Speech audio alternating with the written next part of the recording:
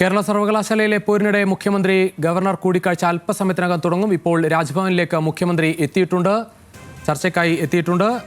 അല്പസമയത്തിനകം തന്നെ യോഗം തുടങ്ങും. നേരത്തെ സർവകലാശാലകളിൽ ഉണ്ടായ നിരവധി പ്രശ്നങ്ങളിൽ പരിഹാരം കാണും എന്ന് തന്നെയാണ് കരുതുന്നത്. ആ പ്രശ്നങ്ങളിൽ ഒരു മഞ്ഞുരുക്കാനാണ് മുഖ്യമന്ത്രിയുടെ നേതൃത്വത്തിൽ തന്നെ ഒരു നീക്കം നടക്കുന്നത്. നേരത്തെ വിദ്യാഭ്യാസ മന്ത്രി വൈസ് ചാൻസലറെ വിളിയും അതോടൊപ്പം ഇടത് സിൻഡിക്കേറ്റ് അംഗങ്ങളെയും വിളിച്ച് ചർച്ച നടത്തിയെങ്കിൽ കൂടി ആ പ്രശ്നങ്ങളിൽ ഒരു പരിഹാരം ഉണ്ടായിരുന്നില്ല. മുഖ്യമന്ത്രി നേരിട്ട് ഗവർണറെ കാണുമെന്ന് വിദ്യാഭ്യാസ മന്ത്രിയാണ് അന്ന് പറഞ്ഞത്. പിന്നീടാണ് ഇപ്പോൾ ചർച്ചയുടെ സമയം തീരുമാനിച്ചത് കഴിഞ്ഞ ദിവസം. എന്തായാലും ഹാൻസ് ചേരുകയാണ് തിരുവനന്തപുരത്ത് നിന്ന്. ഹാൻസ്, എന്തായാലും ചർച്ചകളിലേക്ക് പോവുകയാണ്. മുഖ്യമന്ത്രി യോഗത്തിനായി ഇപ്പോൾ രാജ്ഭവനിൽ എത്തിയിരിക്കുന്നു. നമ്മൾ നേരത്തെ പറഞ്ഞതുപോലെ ഒരുപാട് പ്രശ്നങ്ങൾ പരിഹരിക്കാനുണ്ട്. അത് സർവകലാശാല വിഷയങ്ങളിൽ മാത്രമല്ല, നേരത്തെ തുടങ്ങിയ ഭാരതാംബ വിഷയത്തിൽ തുടങ്ങിയ സർക്കാരും ഗവർണറുമായി തുടങ്ങിയ പോരിന് കൂടി ഒരു പരിഹാരം ഈ നിമിഷത്തെ ചർച്ചയിൽ ഉണ്ടാകുമെന്ന് നമുക്ക് പ്രതീക്ഷിക്കാം.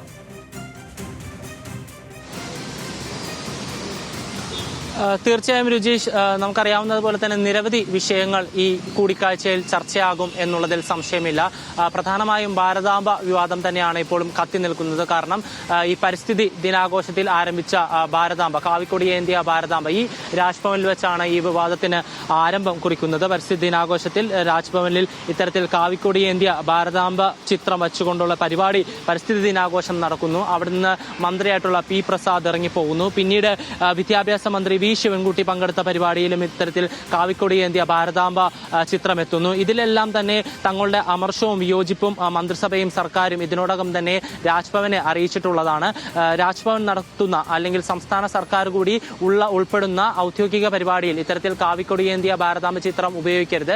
പക്ഷെ അതിനോടൊപ്പം തന്നെ ഗവർണർ പങ്കെടുക്കുന്ന സ്വകാര്യ പരിപാടികളിൽ ഇത്തരത്തിൽ ചിത്രം പ്രദർശിപ്പിക്കുന്നതുകൊണ്ട് പ്രശ്നമില്ല എന്നടക്കമുള്ള വിശദീകരണങ്ങളും കാര്യങ്ങളും എല്ലാം സംസ്ഥാന സർക്കാർ ഗവർണറെ അറിയിച്ചതാണ്. ഇതിനുശേഷമുള്ള ആദ്യ കൂടിക്കാഴ്ച എന്നുള്ളൊരു പ്രത്യേകത കൂടി ഇന്നത്തെ ദിവസത്തിനുണ്ട്. കാരണം കഴിഞ്ഞ ദിവസം വരെ ഗവർണറും അതിനോടൊപ്പം തന്നെ മുഖ്യമന്ത്രിയും ഡൽഹിയിലായിരുന്നു.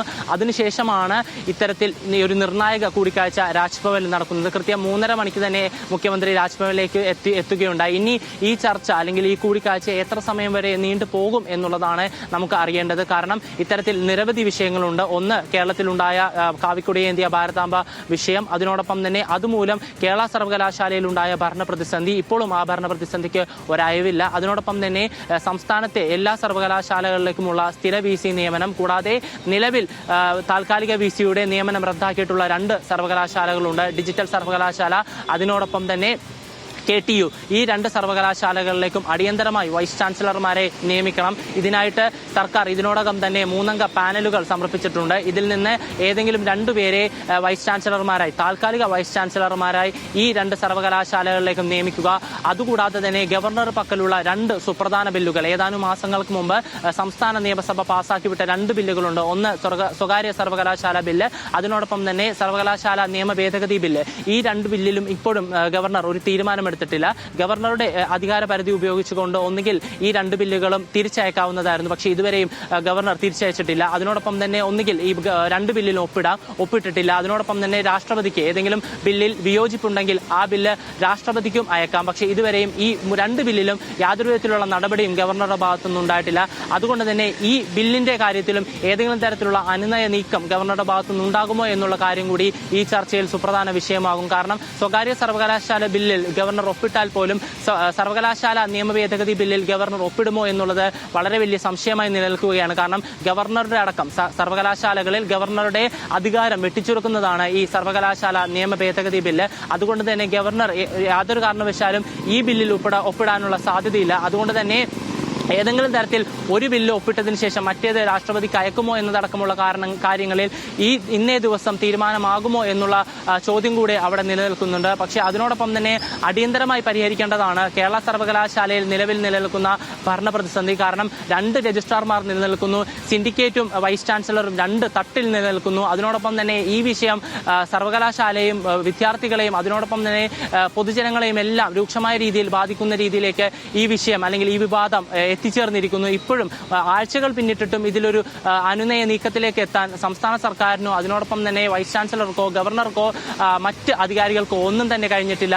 ആ ഒരു സാഹചര്യത്തിൽ തന്നെ ഇത്തരത്തിൽ കേരളത്തിലെ സർവകലാശാലകളുമായി ബന്ധപ്പെട്ട് നിലനിൽക്കുന്ന അല്ലെങ്കിൽ ഉന്നത വിദ്യാഭ്യാസ മേഖലയുമായി ബന്ധപ്പെട്ട് നിലനിൽക്കുന്ന വിഷയങ്ങളിൽ ഈ നിർണായക ഇടപെടൽ രണ്ട് കൂട്ടരുടെ ഭാഗത്തുനിന്നും ഉണ്ടാകേണ്ടതുണ്ട്. സംസ്ഥാന സർക്കാരിന്റെ ഭാഗത്തുനിന്നും അതിനോടൊപ്പം തന്നെ ഗവർണറുടെ ഭാഗത്തുനിന്നും നിലപാട് സ്വീകരിക്കേണ്ട ആവശ്യങ്ങളാണ് അല്ലെങ്കിൽ വിഷയങ്ങളാണ് ഇവ എല്ലാം തന്നെയും. അതുകൊണ്ട് തന്നെ മുഖ്യമന്ത്രിയുമായിട്ടുള്ള കൂടിക്കാഴ്ചയിൽ ഗവർണറുടെ ഭാഗത്തുനിന്ന് ഏത് തരത്തിലുള്ള ഇടപെടലായിരിക്കും ഉണ്ടാകുക എന്നുള്ള കാര്യം കൂടി ചോദ്യചിഹ്നമാണ്. എന്തായാലും വരും മണിക്കൂറുകൾ വളരെ നിർണായകമാണ്. അതിനോടൊപ്പം തന്നെ എത്ര സമയം ഈ കൂടിക്കാഴ്ച നീണ്ടു നിൽക്കും എന്നുള്ള ചോദ്യം കൂടി നിലനിൽക്കുന്നുണ്ട്. രുചീഷ്, ഹാൻസ്, ഇത് ഈ സർവകലാശാല വിഷയം മാത്രമല്ല, ഗവർണറുമായുള്ള സർക്കാരിൻ്റെ പോര് അത് ഇന്നും ഇന്നലെയും തുടങ്ങിയതല്ല. നേരത്തെ ആരിഫ് മുഹമ്മദ് ഖാൻ മായുള്ള ആ പ്രശ്നങ്ങൾ പരിഹരിച്ച് ഏറ്റവും ഒടുവിൽ ആരിഫ് മുഹമ്മദ് ഖാൻ പോയി പകരം വന്ന ഗവർണറാകുമ്പോൾ അർലേക്കറോടും അതേ സമീപനം തന്നെ. തുടക്കത്തിൽ നല്ല ബന്ധത്തിൽ പോയ ഒരു കാര്യമാണ് ഇപ്പോൾ വീണ്ടും വലിയ തരത്തിൽ സർക്കാരും ഗവർണറും തമ്മിലുള്ള ഒരു പോരിലേക്ക് കാര്യങ്ങൾ പോകുന്നത്. എന്തായാലും ഭരണത്തിൽ തന്നെ ഇത്തരത്തിൽ ബില്ലുകൾ പോലും തടഞ്ഞു വെക്കുന്ന തരത്തിൽ അതിന് ഒരു നടപടിയും ഇല്ലാത്ത തരത്തിലേക്ക് പോകുന്നു. അതോടൊപ്പം സർവകലാശാലകളിലെ മുഴുവൻ പ്രശ്നങ്ങളും വിദ്യാർത്ഥികൾക്ക് പഠന സംബന്ധമായ പ്രശ്നങ്ങളിലേക്ക് കൂടി കാര്യങ്ങൾ പോവുകയാണ്. ഒരു സർവകലാശാലയിൽ ഇപ്പോഴും 2 രജിസ്ട്രാർമാർ നിൽക്കുകയാണ്.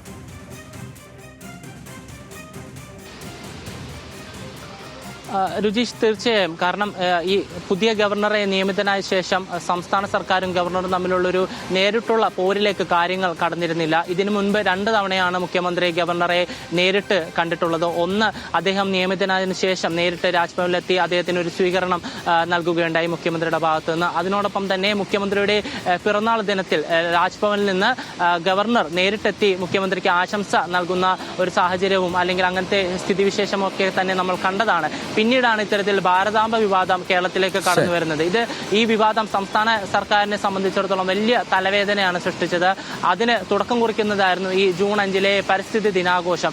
ഈ മന്ത്രിയായിട്ടുള്ള പി പ്രസാദ് രാജ്ഭവനിൽ എത്തുകയും ഇത്തരത്തിൽ പരിസ്ഥിതി ദിനാഘോഷം ഒരുമിച്ച് നടത്താനുള്ള ഒരു തീരുമാനത്തിലേക്ക് എത്തുകയും ചെയ്യുന്നു. പക്ഷെ അവിടെ വെച്ചിട്ടാണ് ഇത്തരത്തിൽ കാവിക്കൊടിയേന്തിയ ഭാരതാംബയുടെ ചിത്രം രാജ്ഭവൻ പ്രദർശിപ്പിക്കുന്നത്. പക്ഷേ അവിടെ വെച്ച് തന്നെ മന്ത്രിയായിട്ടുള്ള എന്തായാലും മുഖ്യമന്ത്രിയും ഗവർണറും തമ്മിലുള്ള കൂടിക്കാഴ്ച തുടങ്ങുകയാണ് എന്നാണ് മനസ്സിലാക്കുന്നത്. ഏതായാലും മുഖ്യമന്ത്രി അല്പസമയം മുൻപ് ഇപ്പോൾ രാജ്ഭവനിൽ എത്തിയിട്ടുണ്ട്. ചർച്ച അല്പസമയത്തിനകം തന്നെ തുടങ്ങും എന്നാണ് പ്രതീക്ഷിക്കുന്നത്. ഹാൻസ് ജോൺ ആണ് രാജ്ഭവന് മുന്നിൽ നിന്ന് വിശദാംശങ്ങൾ നൽകിയത്.